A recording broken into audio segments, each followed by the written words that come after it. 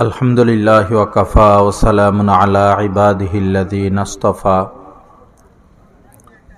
अम्मा बअद फ़अऊज़ु बिल्लाहि मिनश शैतानिर रजीम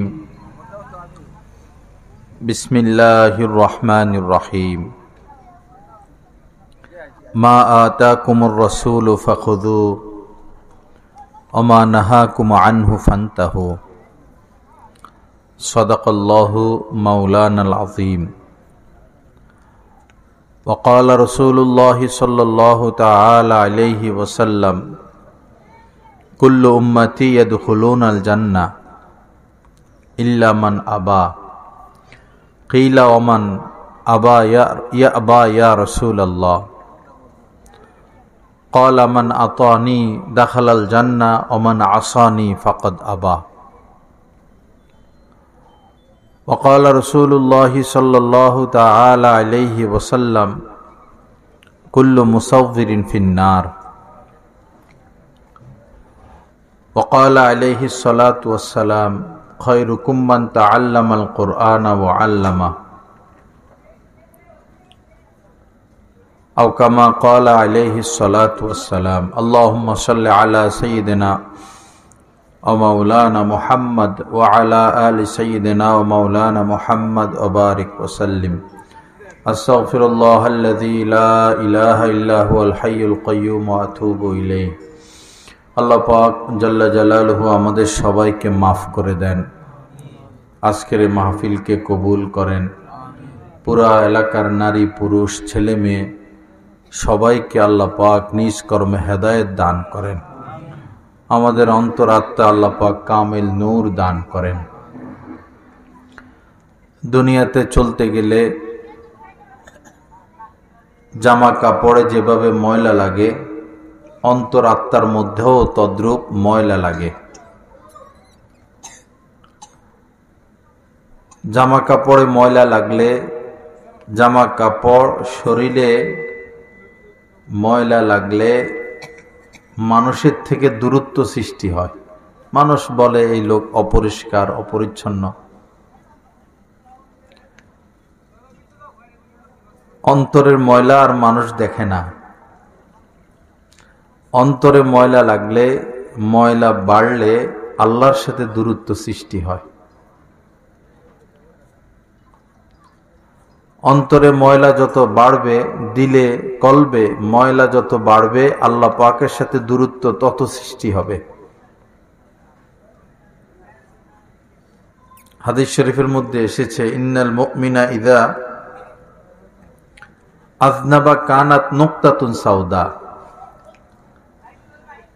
মুমিন ব্যক্তি যখন কোনো পাপ করে, অপরাধ করে, গুনাহ করে, তার অন্তর আত্মার মধ্যে কালো দাগ পড়ে।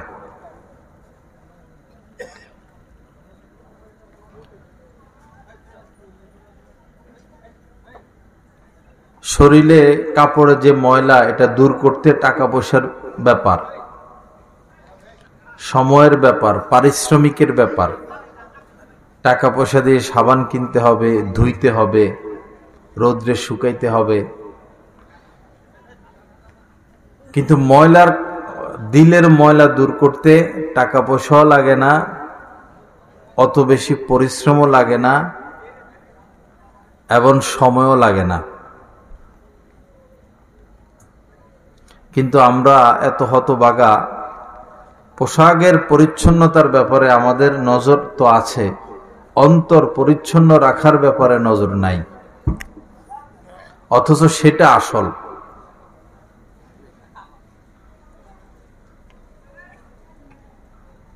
আল্লাহ পাক আমাদেরকে অন্তর পরিষ্কার রাখার তৌফিক দান করেন। অন্তর পরিষ্কার করার সাবান, পানি, সবই হচ্ছে তওবা ইস্তেগফার।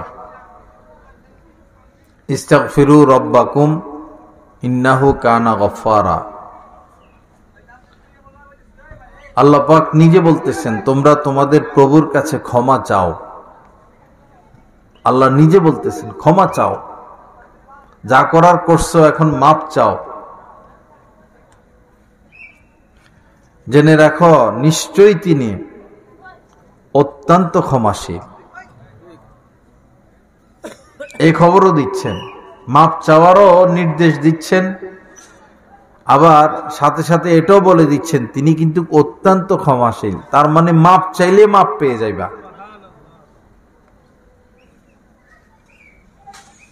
আল্লাহ পাক জাল্লা জালালু আমাদেরকে মাফ করে দেন, আমাদের অন্তরকে পরিষ্কার রাখার তৌফিক দান করেন।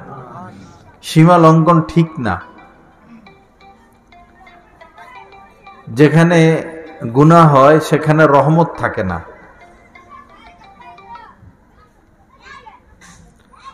ওয়াজ মাহফিল তো দিন শিখার কেন্দ্র, এখানে এসে মানুষ দিন শিখবে, কিন্তু বেশিরভাগ ওয়াজ মাহফিলে এখন দিন নাই।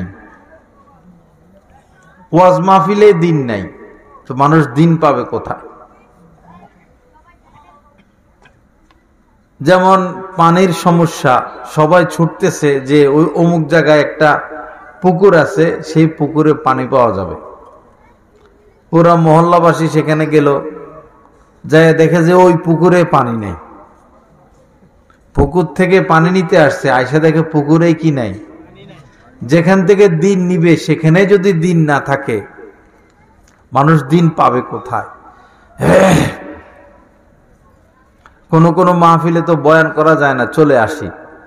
এত ঝাড়বাতি লাগায়, গেট আধা কিলো 1 কিলো পর্যন্ত পুরা বেলুন দিয়া সাজাইয়া, পুরা প্যান্ডেল আশপাশ মনে হয় 50-60 হাজার 1 লাখের মতো খরচ করে ঝাড়বাতি। তো এটা তো মাহফিল না। মাহফিলে গেটের কি প্রয়োজন, ঝাড়বাতির কি প্রয়োজন?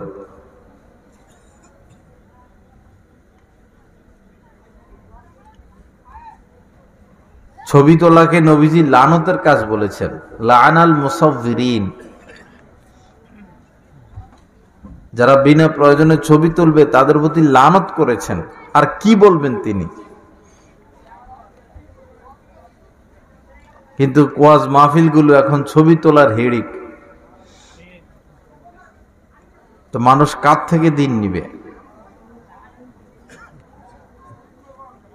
কুল্লু মুসাফিরিন ফিন নার, বুখারীরও হাদিস, মুসলিমেরও হাদিস। যেই ছবি তুলবে তাকে জাহান্নামের আগুনে যেতে হবে।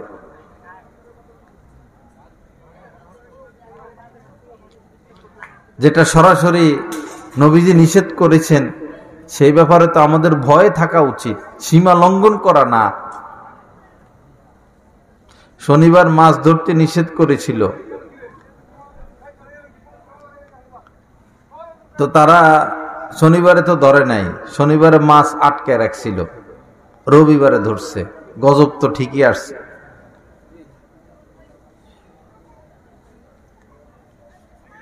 ব্যাখ্যা বিশ্লেষণ করে যেখানে সরাসরি হাদিস, এই হাদিসের বিপরীত না চলা, আল্লাহকে ভয় করা।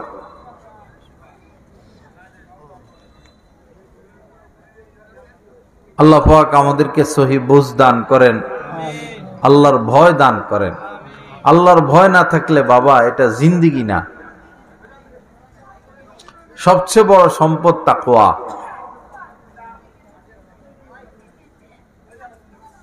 সবচেয়ে বেশি জান্নাতে যে সমস্ত মানুষ যাবে তাদের 2 গুণ, তাকওয়া এবং উত্তম আখলাক।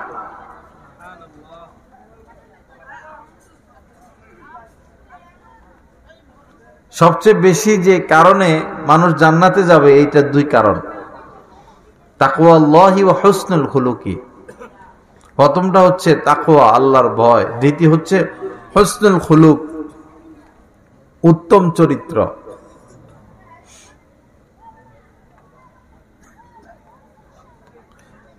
তাকওয়া এবং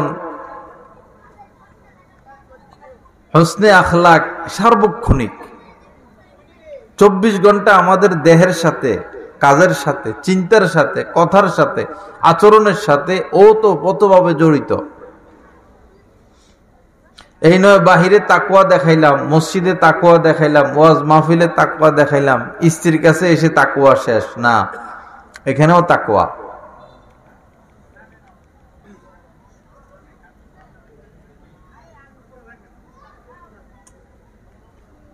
বহু মানুষ এমন আছে বাহিরে বাহিরে তাকওয়া, ঘরের মধ্যে আইসা তাকওয়া নাই।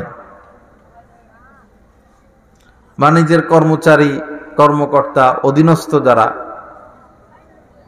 অন্য মানুষের সাথে ভালো আচরণ আর নিজের অধীনস্থদের সাথে নিম্ন আচরণ, কর্মচারীর সাথে নিম্ন আচরণ। তিনি আল্লাহর বান্দা যিনি নিজের কর্মচারীর থেকেও নিজেকে ছোট মনে করে, তিনি জান্নাতি মানুষ। আপনার কর্মচারী, আপনি বেতন দেন, কিন্তু আপনি তাকে আপনার থেকে নিকৃষ্ট মনে করতে পারবেন না।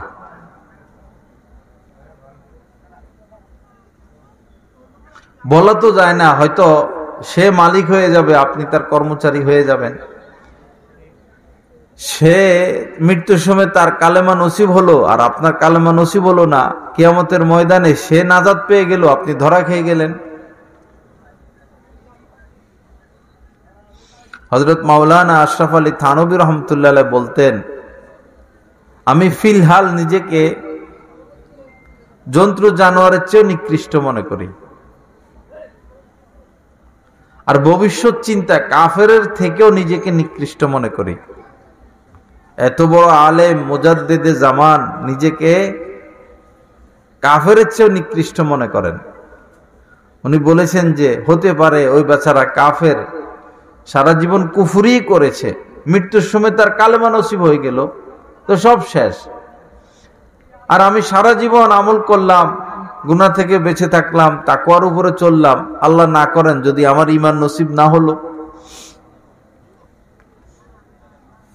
নিজেকে কাফেরের চেয়েও নিকৃষ্ট একজন আলেম মনে করেন।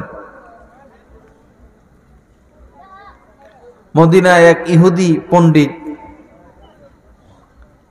সে দেখলো যে দূরে একজন আলেম দাঁড়ানো, হযরতে আহমদ কবির রিফাই রহমতুল্লাহ আলাইহি, নবীজির বংশের অনেক বড় আলেম এবং বুজুর্গ, আল্লাহওয়ালা। তো এই ইহুদি, সে ইহুদি ধর্মের আলেম পণ্ডিত। তো সে তার যারা সঙ্গপাঙ্গ ছিল তাদেরকে বলল, ওই যে দেখো মুসলমানদের একজন আলেম, তাকে আমি প্রশ্ন করব, যদি সে উত্তর দিতে পারে তা আমি সপরিবারে মুসলমান হয়ে যাব। আগাইয়া গেছেন, পরে যাইয়া হযরত আহমদ কবির রিফাই রহমতুল্লাহ আলাইহিকে প্রশ্ন করল যে আপনি দামি না এই কুকুর দামি? আপনার দাম বেশি না এই কুত্তাটার দাম বেশি? একটা কুত্তা পাশে শোয়া ছিল।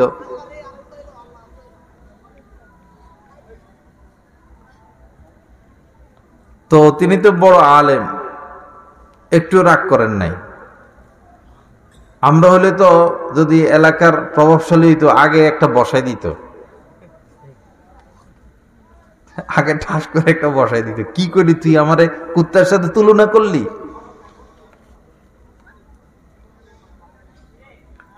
পরে তিনি বললেন, দেখো আমি যদি ইমানই হালতে ইমান সহ দুনিয়া থেকে যেতে পারি তাহলে অবশ্যই কুকুরের থেকে আমি দামি। আর আল্লাহ না করেন যদি আমি ইমান নিয়ে যেতে না পারি তো অবশ্যই আমার থেকে কুকুরের দাম বেশি।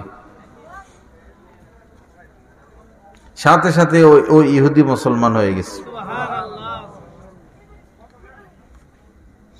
ইন্নাহু লা ইউহিব্বুল মুস্তাকবিরিন।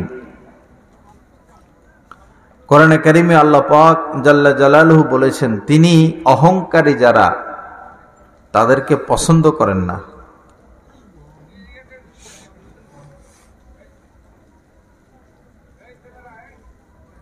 সম্পদ, ক্ষমতা এগুলো একদম অস্থায়ী জিনিস। বৃষ্টি হলে কচু পাতার উপরে কিছু পানি জমে, কচু পাতা আছে না, চিনেন না? কচু পাতা, এটার উপরে কিছু পানি বসে না, পানিগুলো কি স্থায়ী? কচু পাতা পানি গ্রহণ করে না, রাবারের মতো পানি ধরে রাখতে পারে না।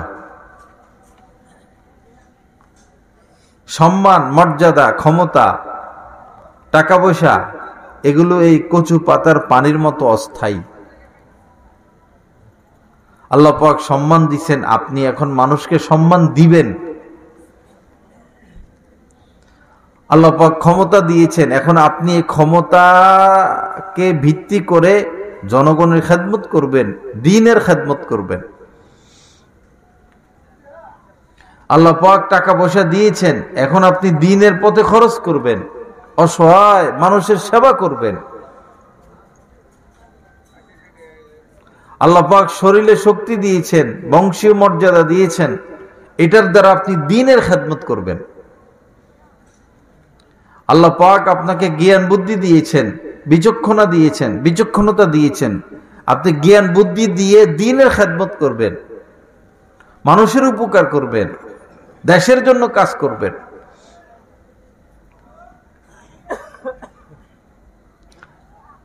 কারো আছে বাহুতে বল, এই বাহুর বল দিয়ে আপনি ইসলামের খেদমত করবেন, দ্বীনের খেদমত করবেন, দেশের জন্য কাজ করবেন।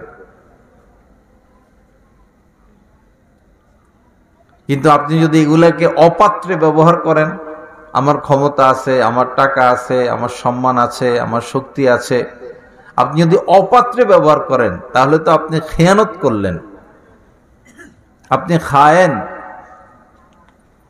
আর যারা খেয়ানতকারী তাদেরকে আল্লাহ পাক পছন্দ করেন না, তাদের উপর বিপদ চলে আসে।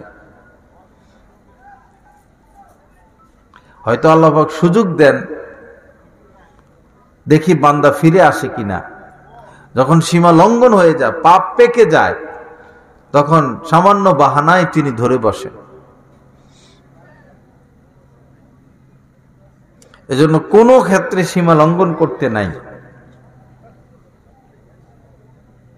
কিছু মানুষ আছে স্ত্রীর উপরে বেশি অত্যাচার করে, আবার কিছু স্ত্রী আছে স্বামীর উপরে অত্যাচার করে। কিছু বৌমা আছে শ্বশুর শাশুড়ির উপরে অত্যাচার করে, আবার কিছু শ্বশুর আছে বা শাশুড়ি আছে অসহায় মেয়েটার উপরে অত্যাচার করে। সবগুলোই সীমা লঙ্ঘন। ওয়ালা তা'তাদু ইন্নাল্লাহা লা ইউহিব্বুল মু'তাদিন। আল্লাহ পাক জাল্লা জালালুহু বলেন যে তোমরা সীমা লঙ্ঘন করো না। আল্লাহ পাক সীমা লঙ্ঘনকারীদেরকে পছন্দ করেন না। ফেরাউন সীমা লঙ্ঘন করেছে, তার কি পরিণাম হলো? ঝুলিয়ে রাখছে লাশ। দেখো ফেরাউনের পরিণাম কি। তারা তো আইসা সেজদা করা লাগতো, আর তার রাজত্ব চলে যাবে, এ কারণে শত শত শিশুকে সে জবাই করছে একবারই মায়ের সামনে।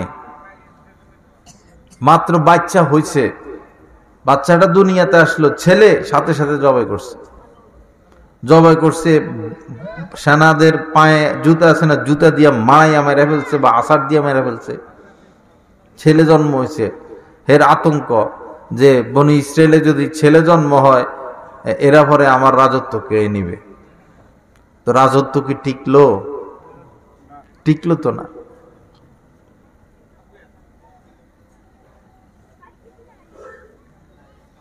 সীমা লঙ্ঘন করতে নাই ভাই। মিশরের হোসনে মোবারক প্রেসিডেন্ট ছিল, সে আইন করছে কেউ দাঁড়িয়ে রাখতে পারবে না। এমন কঠিন ছিল তার রাজত্ব, যেই তার বিরুদ্ধে কথা বলতো মর্গের খাঁচা একটা বানাইছিল মানুষের রাখার জন্য, ওই খাঁচা নিয়ে ঢুকাইতো। খাঁচার ভিতরে না বসতে পারে, না দাঁড়াইতে পারে, না শুইতে পারে, এরকম স্টাইলের খাঁচা। কত নির্যাতন যে সে করছে নিজের গদিটা টিকানোর জন্য। আখের আল্লাহ পাক তারে ওই খাঁচার ভিতরে ঢুকাইছেন, নিজেই যাইয়া পরে ওই খাঁচায় ঢুকছে। পৃথিবীর ইতিহাস যারা অত্যাচার করে, জুলুম করে, সীমা লঙ্ঘন করে, তাদের ধরা নিশ্চিত, ধরা খাওয়া নিশ্চিত। কোনো ক্ষেত্রে সীমা লঙ্ঘন করতে নাই।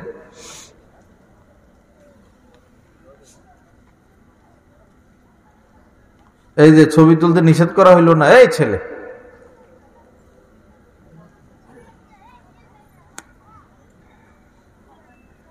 এটা দিয়েই তো ওয়াজ শুরু করলাম যে ওয়াজ মাহফিলে এখন দিন নাই। তুমি সুন্দর মতো কথা শুনতেছো, কথা না শুনবা, তুমি মোবাইল বাইর করছো কি জন্য?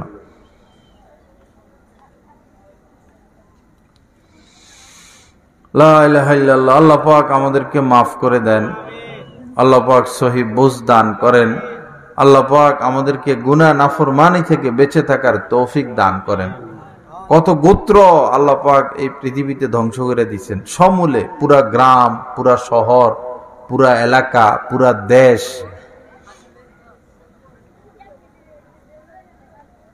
এই যে আটলান্টিক মহাসাগর, এখানে একটা মহাদেশ ছিল, যারা বড় বড় ইতিহাসবিদ তারা এটা বলছেন।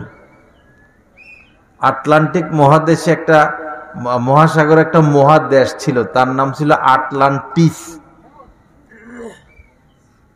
5 কোটি মানুষের বসবাস ছিল এখানে। তাদের এত সম্পদ ছিল যে তারা, আমাদের তো রাস্তা পাকা করলে পাশে ইট দেয়, তারা এখানে স্বর্ণ দিত, তাদের ব্যবহৃত জিনিসপত্র স্বর্ণ দিয়ে বানাইতো, কোনো অভাব ছিল না। পরে এদের মাথায় আসছে যে তারা আশপাশ সব দখল করে ফেলবে, তাদের নিয়ন্ত্রণে সারা পৃথিবী নিয়ে আসবে, যেটা আমেরিকা করতে চায়।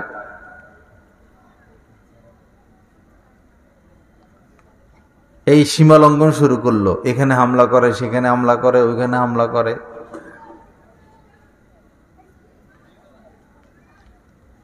পরে মানুষের চোখের পানি, বদদোয়া আসে না মানুষের, এমন হলো যে রাতারাতি এটা সাগর হয়ে গেছে, এক রাতেই সাগরের সাথে মিশে গেছে। এখনো যারা এই গবেষক, তারা এখনো ওই আটলান্টিস মহাদেশ খোঁজে মাটির নিচে, সমুদ্রে গিয়া কোন এলাকায় আছে। এটা ঈসা আলাইহিস সালামের জামানার 3 বছর আগের ঘটনা, অনেক আগে, 3 বছর আগের বা 3 বছর পরের।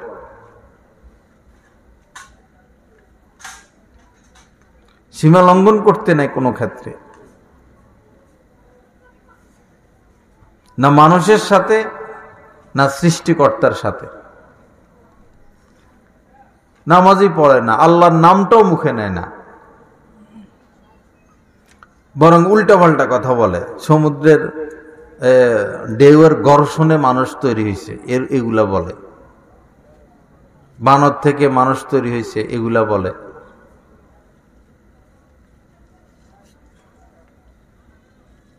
এই যে একটা প্যান্ডেল, এটা মানুষ বানান লাগছে না, কোন জিনিস তৈরি করা ব্যতীত অস্তিত্বে আসে? একটা বিল্ডিং বানাইতে কত দিন লাগে, কত শ্রমিক লাগে।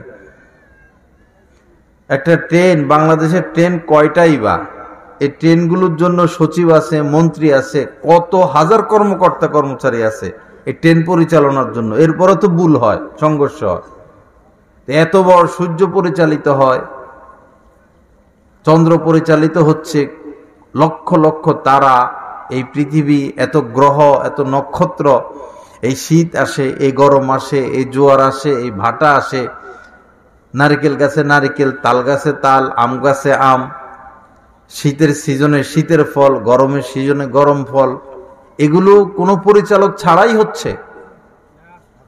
কি আশ্চর্য কথা! এই বৃষ্টি হচ্ছে, ফের রোদ হচ্ছে, ফের আকাশে রংধনু, দুপুরের আকাশ একরকম, বিকেলের আকাশ আরেক রকম, সন্ধ্যার আকাশ আরেক রকম, শেষ রাত্রের আকাশ আরেক রকম, শেষ রাত্রের বাতাস আরেক রকম। এগুলো এমনি হয়, প্রকৃতি কয়ে উড়াইয়া দেয়। গোলাপ যে ফুল গাছ, গোলাপ গাছ দেখতে তো এত বেশি কাটা শরীরে এসে, এই শরীরের ভিতরে তো লাল বলতে কিছু নাই। তারা যদি ছেঁচে ফাড়া আর ফুতা দিয়া বত্তা বানায়, এই গোলাপ গাছের ভিতর থেকে লাল রং বাইর হবে। তো লাল ফুলটা কোথায় থেকে আসলো? কে এই ফুলে আকৃতি দিলেন? একটা কলি প্রথমে বাইর হয়, এই কলির ভিতরে আল্লাহ পাকের কারিশমা চলতে থাকে। এই যে ডালিয়া ফুল, এই ডালিয়া ফুল তো এত বড়, আরো বড় হয়, এত সুন্দর কালার আর আকর্ষণ সেটিং। এই কলিটা একটুক, কেউ মনে করবো না যে একটুক কলির থেকে এত বড় ফুল, বোঝা যায় না কলিটা এতটুকু। এরপরে একটু একটু এমনি বড় হয়, এমনি বড় হয়, এমনি বড় হয়, ওরে আল্লাহু আকবার, এত বড় হইয়া যায়। কার কুদরত? কে সেটিং করলেন? মাথার মধ্যে যে কি নাস্তিকদের বুঝে আসে না। আল্লাহ আমাদেরকে কামেল ঈমান নসিব করেন, আল্লাহকে মানার তৌফিক দান করেন, আল্লাহর হয়ে থাকার তৌফিক দান করেন। আমার ভাইরা, ঈমান অনেক দামি জিনিস। আপনি হয়তো নামাজ পড়েন না, হয়তো মদ খান, হয়তো জিনা করেন, হয়তো সুদ খান, হয়তো ঘুষ খান, দুনিয়ার পাপের সাথে লিপ্ত, কিন্তু ঈমান আছে। আল্লাহকে মানেন, রাসূলকে মানেন, কোরআন মানেন, কিন্তু আমল করেন না, পাপ কামে লিপ্ত। এই অবস্থায় যদি মারা যান, জাহান্নামের আগুনে জ্বলা টইলা হইলেও আপনি একবার জান্নাতে আসবেন, কারণ ঈমান আছে আপনার।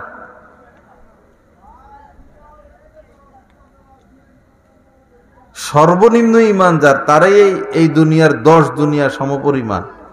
দুনিয়া বলতে কিন্তু পৃথিবী না, এই আকাশ জমি সবকিছু নিয়ে দুনিয়া। সর্বনিম্ন জান্নাত যারে দিবে, তারাই এই 10 দুনিয়ার সমপরিমাণ জান্নাত। তো মুত্তাকিদের কি উপায় হবে?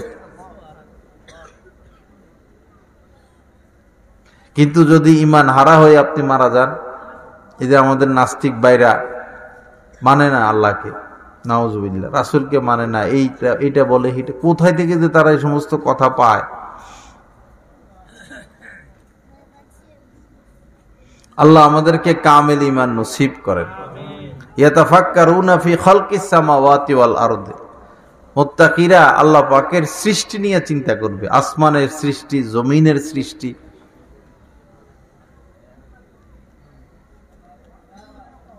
আল্লাহ পাকের সৃষ্টির মধ্য থেকে আল্লাহকে খুঁজে পেতে হবে। সৃষ্টির মধ্যে তিনি লুকায়িত আছেন। এই যে এখন ফুলকপি হয়, ফুলকপি যে বাইর হয়, ফুলটা বাইর হওয়ার আগে পাতা চতুর্দিক থেকে, দেখছেন কিনা আপনারা? এত সুন্দর পাতা। এই পাতাগুলো তো আমরা ফেলে দিব, এটা তো দরকার নাই, তাও পাতাগুলোর এত সুন্দর করে আল্লাহ পাক বানাইছে। এই পাতা হইলো বাউন্ডারি, ফুলটা মধ্যখান দিয়ে একটু বাইর হয়। আল্লাহ পাকের হিকমত দেখেন, যেন ধুলাবালি আইসে এই ফুলের উপরে না লাগে। ধুলাবালি থেকে হেফাজতের জন্য চতুর্পাশে পাতা, এরপরে ফুলটা বাইর হয়। ফুলকে হেফাজত করে আল্লাহ পাক পাতা দিয়া। আমার বান্দা খাবে, ধুলাবালি লাগলে খাবে কেমনে?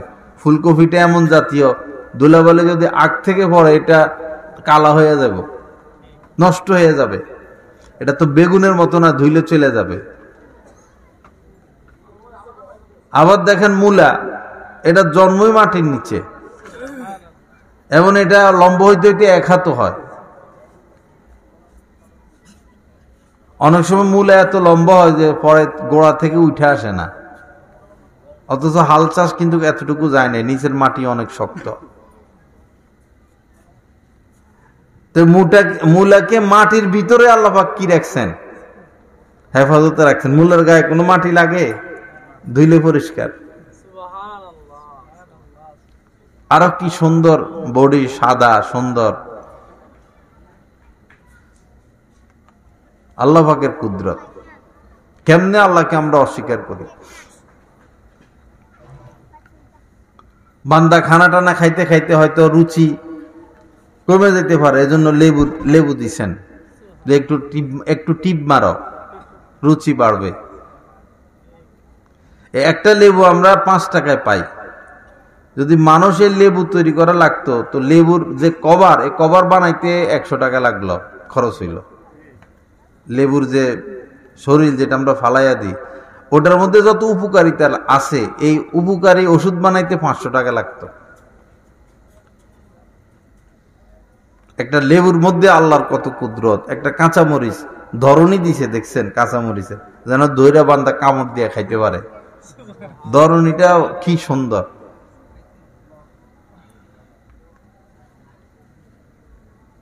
সৃষ্টির মধ্যে আল্লাহ পাক লুকায়িত আছেন। আল্লাহ পাকের সৃষ্টি হচ্ছে আল্লাহ পাককে দেখার আয়না। যাদের চোখ আছে তারা দেখে, যাদের অন্তর্চক্ষু আছে তারা দেখে। আল্লাহ পাক আমাদেরকে কামেল ঈমান নসিব করেন, হায়াতে তাকওয়া নসিব করেন। আল্লাহ পাক জাল্লা জালালু আমাদেরকে সমস্ত গুনাহ থেকে বেঁচে থাকার তৌফিক দান করেন। আমার ভাইরা, কোনো ক্ষেত্রে সীমা লঙ্ঘন না করা, কোনো ক্ষেত্রে না।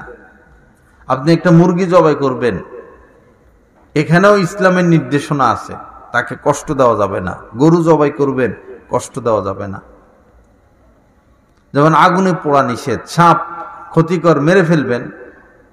মশা ক্ষতিকর, মেরে ফেলবেন, আগুনে পোড়া যাবে না। মুরগি জবাই করবেন, অবশ্যই ধারালো ছুরি হইতে হবে, বডি ধারালো। গরু জবাই করবেন, ছুরিটা ধারালো, এবং তাকে আস্তে শোয়ানো, ভালো জায়গায় শোয়ানো। শোয়া বেঁধে অনেকক্ষণ ধরে রাখা এরকম না, তাড়াতাড়ি জবাই করে দেওয়া, যেন তার কষ্ট কম হয়। সর্বক্ষেত্রে ইসলামের নির্দেশনা আছে। বান্দা যেন সুখে থাকে, শান্তিতে থাকে, আরামে থাকে। কত কিছু আল্লাহ পাক সৃষ্টি করছেন বান্দার সুখের জন্য,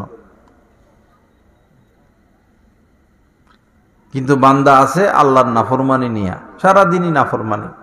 চোখ দিয়ে নাফরমানি, হাত দিয়ে নাফরমানি, কান দিয়ে নাফরমানি, জবান দিয়ে নাফরমানি, সর্ব অঙ্গের দ্বারা আমরা নাফরমানিতে লিপ্ত।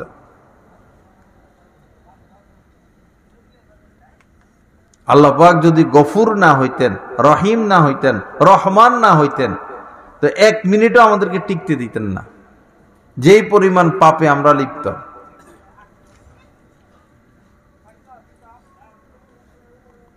এক মিনিটের মধ্যে ধরে ফেললেন। কিন্তু কোরআনে কারিমে আল্লাহ পাক বলেছেন, কাতাবা আলা নাফসিহি রহমা, আল্লাহ নিজের জন্য দয়া করাকে অবধারিত করে নিছেন। কাতাবা আলা নাফসিহির রহমা, আজীবন তিনি দয়া করবেন। এবং একজন পাপী, যত বড় পাপী হোক না কেন, তিনি ক্ষমা করে দিবেন। ক্ষমা পাওয়ার রাস্তা এতটা সোজা থাকা সত্ত্বেও বেশিরভাগ মানুষ জাহান্নামে চলে যাচ্ছে। বেশিরভাগ মানুষ জাহান্নামে চলে যাচ্ছে। এক লোক কাফন চুরি করত, তার কাজে কাফন চুরি করা।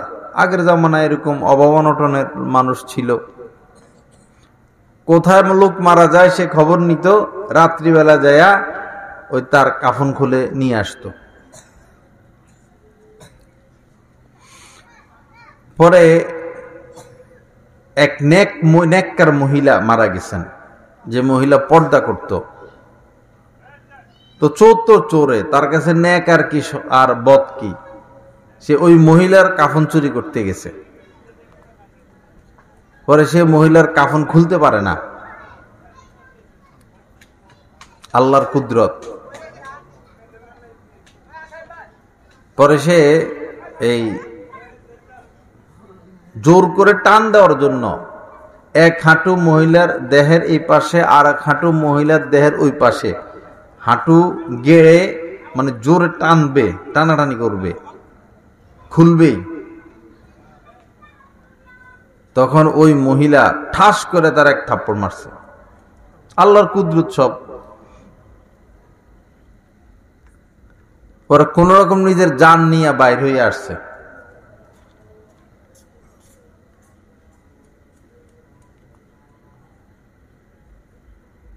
পরে সে সবসময় নিজের এই চেহারা ঢাইকা রাখে রুমাল দিয়া, মুখ কাউকে দেখায় না। পরে ভালো হয়ে গেছে, আর চুরি করে না। একজন বড় আলেমের মজলিসে যায়, নসিহত শুনে নিয়মিত চেহারা ঢেকে রাখে। তা একদিন ওই আলেমই তারে জিজ্ঞাসা করছে, কি ব্যাপার, তুমি চেহারা ঢেকে রাখো কেন সবসময়? পরে পুরা ঘটনা বলছে। পরে উনি এই ঘটনাটা লেখে ওই জামানার বড় আলেম ছিলেন হযরতে আউজাই রহমতুল্লাহ আলাইহি, তার কাছে খবর পাঠাইছেন চিঠিতে যে এমন এমন ঘটনা। তো হযরতে আউজাহি রহমতুল্লাহ আলাইহি এই ব্যাপারে মন্তব্য না করে তিনি পাল্টা চিঠি লিখছেন যে ওই কাফন চোরকে জিজ্ঞাসা করো, সে যে মুসলমানদের কাফন চুরি করত, মুসলমানদের মাথা কোন দিকে ঘুরানো পাইতো। নিয়ম তো হইল মাথা ক্যাবলা দিকে থাকা, লাশকে ক্যাবলামুখী করে শোয়ানো, চেহারাকে ক্যাবলার দিকে ঘুরিয়ে দেওয়া, লাশকে ক্যাবলার দিকে ঘুরিয়ে দেওয়া, চেহারা কোন দিকে ঘুরানো পাইতো। তো এই চোরকে আবার জিজ্ঞাসা করছে যে তুমি তো বহু লোকের কাফন চুরি করছ, তো মৃত ব্যক্তিদের চেহারা কোন দিকে তুমি ঘুরানো পাইতা? তো সে বলল, আমি তো এই মুসলমানদের চেহারাকে পূর্ব দিকে ঘুরানো পাই, মানে ক্যাবলার বিপরীত। চেহারা তো ক্যাবলার দিকে ঘুরিয়ে দেওয়া হয়, সে চেহারাগুলো পাইতো ক্যাবলার বিপরীত দিকে ঘুরানো। পরে আবার হযরত আউজাই রহমতুল্লাহ আলাইহির কাছে খবর পাঠানো হয়েছে যে এইটা পাইছে, অধিকাংশেরই চেহারা ক্যাবলার বিপরীত। তখন তিনি বলছেন, যাদের চেহারাই ক্যাবলার বিপরীত তারা কেউই ভালো অবস্থায় নাই।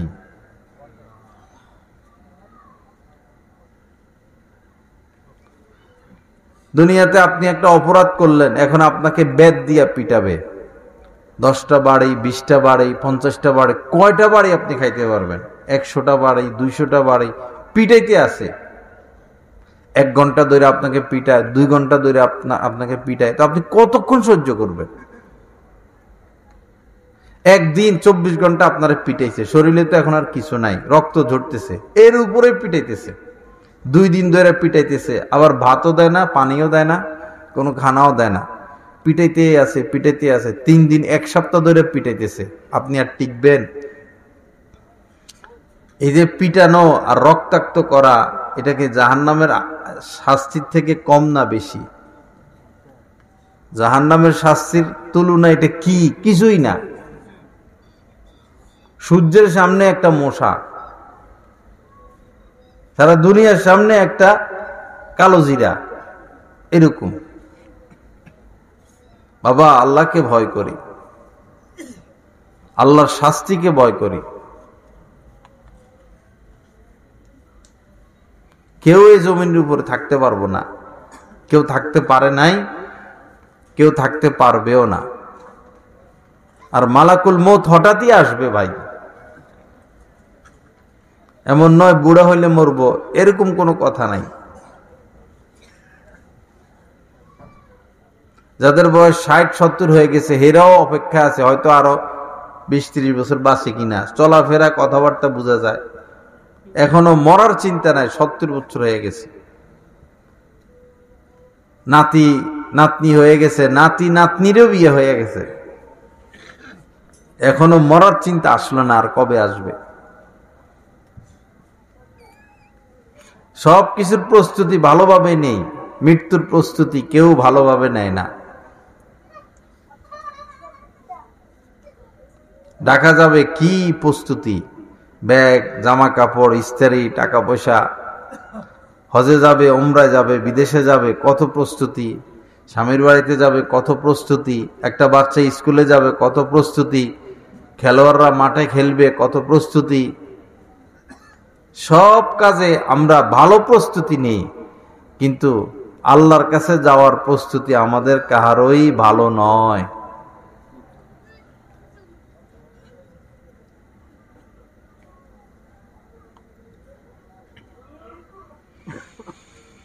আল্লাহ পাক আমাদের অন্তরে ভয় দান করেন, আল্লাহ পাক গুনাহমুক্ত জিন্দেগি নসিব করেন, আল্লাহ পাক আমাদের সবাইকে হেদায়েত দান করেন।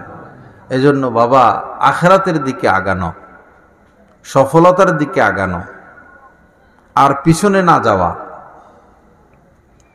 পাপ করা মানে পিছনে যাওয়া, পিছনে হাঁটা। পাপ না করি, অপরাধ না করি, অপরাধে নিজেকে না জড়াই, অপরাধীদের লিস্টিতে নিজেকে না রাখি, নেককারদের লিস্টিতে নিজের নাম উঠাই। অর্থাৎ গুনাহমুক্ত থাকি, সুন্নত মোতাবেক চলি। দলাদলি, এই ওয়াহাবি, এই সুন্নি, এই আট্রসি, এই মাইজভান্ডারি, এগুলার কোনো প্রয়োজন নাই। এগুলো আমাকে জান্নাতে নিবে না, জান্নাতে নিবে আমার নেক আমল। সব জায়গায় এখন দলাদলি হয়ে গেছে, দল নিয়েই ব্যস্ত। আট্রসিওয়ালারা আট্রসি নিয়ে ব্যস্ত, মাইজভান্ডারওয়ালারা মাইজভান্ডার নিয়ে ব্যস্ত, এতাতিওয়ালারা এতাত নিয়ে ব্যস্ত, সুন্নিওয়ালারা সুন্নি নিয়ে ব্যস্ত, ওয়াহাবিওয়ালারা ওয়াহাবি নিয়ে ব্যস্ত, আহলে হাদিসওয়ালারা আহলে হাদিস নিয়ে ব্যস্ত। ভাই ব্যস্ত তো থাকবো আমরা আল্লাহকে নিয়ে, ব্যস্ত থাকবো দিন নিয়ে। আল্লাহ পাক বলছেন কুনু রব্বানিয়িন, সবাই আল্লাহওয়ালা হয়ে যাও। কেউ তো আল্লাহওয়ালা হয় না, দলাদলি নিয়ে ব্যস্ত। আল্লাহ বলতেছেন আল্লাহওয়ালা হও, আমরা আছি দলাদলি নিয়ে। কার দল কেমনে ভারী করবে, কার দল কেমনে বড় হবে। কোরআনের তো প্রথমে আল্লাহ পাক বলে দিয়েছেন যালিকাল কিতাব লা রাইবা ফি হুদাল লিল মুত্তাকিন, এই কিতাবে কোনো সন্দেহ নাই, এই 30 পারা কিতাব নাজিল করলাম যেন তোমরা মুত্তাকি হয়ে যাও। একবারে শুরুর কথা, ভূমিকা। কেউ বই লেখলে, কিতাব লেখলে ভূমিকা লেখে। আল্লাহ পাক ভূমিকাতে বলে দিচ্ছেন এই কিতাব নাজিল করলাম যেন মুত্তাকি হও। আমাদের চোখ তো ঠিক নাই, শুধু খারাপ জায়গায় চোখ চলে যায়। রাস্তা দিয়ে হেঁটে যাচ্ছে, দোকানে টেলিভিশন চলে, এখন টেলিভিশনের দিকে তাকানোর কি দরকার? হয়তো সেখানে কোনো মহিলা আছে, হয়তো কেউ সংবাদ পড়তেছে, হয়তো কেউ নাচানাচি করতেছে। এখন আমি টেলিভিশনের দিকে তাকাইলে তো আমার গুনাহ হয়ে গেল। মেয়েরা হেঁটে যাচ্ছে, আমি কেন তাদের দিকে তাকাবো? জায়গায় জায়গায় মহিলাদের ছবি, উলঙ্গ ছবি, ভালো ছবি, খারাপ ছবি, আমি কেন সেদিকে তাকাবো? আমি তো আল্লাহ পাকের জাতে পাকের দিকে তাকিয়ে থাকবো, আল্লাহর দয়ার দিকে তাকিয়ে থাকবো। এই ভয় আমার মধ্যে থাকবে যে আমার দ্বারা যেন কোনো গুনাহ না হয়, সুন্নত না ছুটে, গুনাহ না হয়, সুন্নত যেন না ছুটে। কোন কাজকর্ম আমরা দিল দিয়ে সুন্নত মোতাবেক করি না। গুনাহ থেকে বাঁচার ফিকির নাই, শুধু কেমনে মজা নেওয়া যায়, আনন্দ নেওয়া যায়, সময় কাটানো যায়। গুনাহ হোক ন্যাক হোক সেটা কোনো ব্যাপার না, মজা পাইতে হবে। আর যেটা মা বাবাকে যেভাবে করতে দেখছে, সমাজের মানুষ যেটা যেভাবে করে সেটা সেইভাবে করে, রাসূলের সুন্নতের কোনো খবর নাই। অথচ আমাদের দায়িত্বই হচ্ছে আজীবন রাসূলের সুন্নত জিন্দা করা।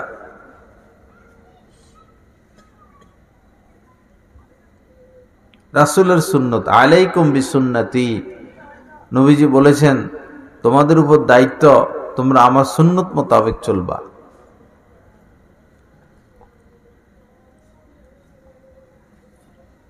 সুন্নত, সুন্নতের রং যেই আমলে থাকবে না সেই আমল আল্লাহ কবুলও করবেন না। কেউ যদি আল্লাহর ওলি হইতে হয়, রাস্তা একটা, নবীজির সুন্নত ধরা।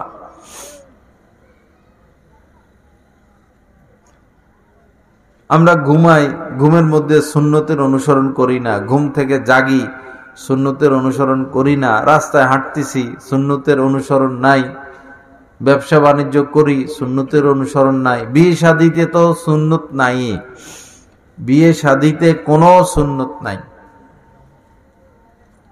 বিয়েতে হবে মসজিদে, বিয়ে হয় স্টেজে, আর ছবি তুলতেই থাকে, সবাই ছবি তোলা নিয়ে ব্যস্ত। আহা, লানত! নবীজি লানত করেছেন বিনা প্রয়োজনে ছবি তোলা। কিন্তু ওয়াজ মাহফিলে হেকাম, আবার হেরা কয় জায়েজ।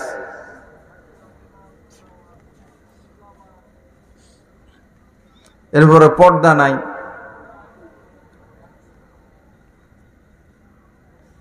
কোনো পর্দা নাই। একটা ছেলে মেয়ে তারা নতুন জীবন শুরু করবে, তাদের দাম্পত্য জীবন শুরু হবে। এখন তো আল্লাহ পাকের দয়া মেহেরবানি দোয়া মুনাজাত দিয়ে শুরু করবে। এখানে লাফালাফি, এই বোমা ফুটানি, বোমানি বলে না, আতশবাজি বলে, ঝাড়বাতি, আলোকসজ্জা, ডেকসেট, গান বাজনা, সারা রাত নাচানাচি। কেমনে আল্লাহর রহমত আসবে?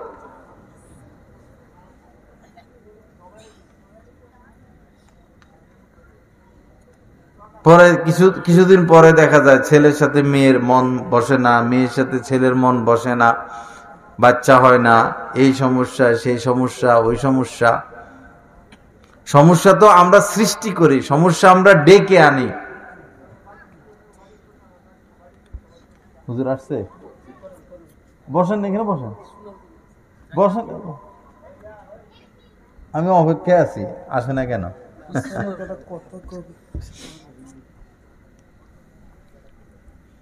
সমস্যা আল্লাহ দেয় না, কাউকে বিপদ আল্লাহ দেন না, বিপদ আমরা টেনে আনি। আল্লাহ কি করলো? নাউজুবিল্লাহ কথা। আল্লাহ আর কাউরে পাইলো না? নাউজুবিল্লাহ। আল্লাহ আমারও অন্ধ বানাইছে? নাউজুবিল্লাহ।